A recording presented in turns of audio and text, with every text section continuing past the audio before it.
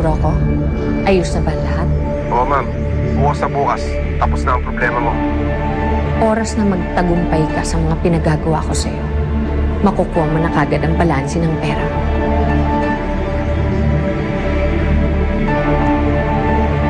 Loretta? Ma?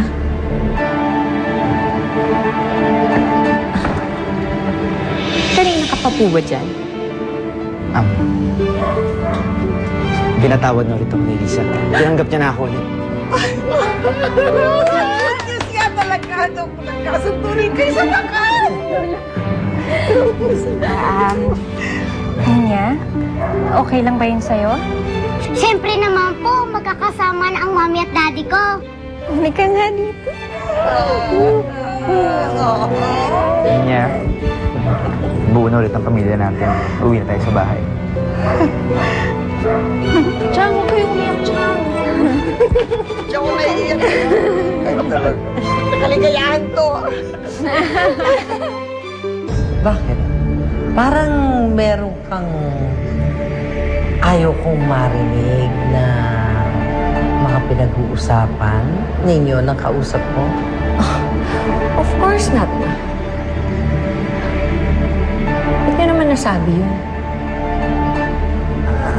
Wala. Para ka lang nagiging magulatin ngayon. Parang tuloy naiisip ko meron kang itinatago sa akin. Eh, ma, wala naman pong pwedeng magtago ng kahit na ano sa inyo, di ba? Sa bagay. Talaga namang wala maitatago sa akin. My mind is still sharp. I may be old, you know? But everything that happens in this house, I know.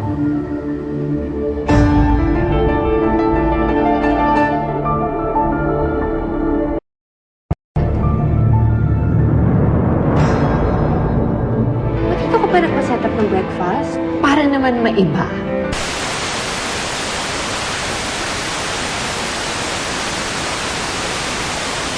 God, I can't believe somebody would actually do this to Mama. She's such a good person.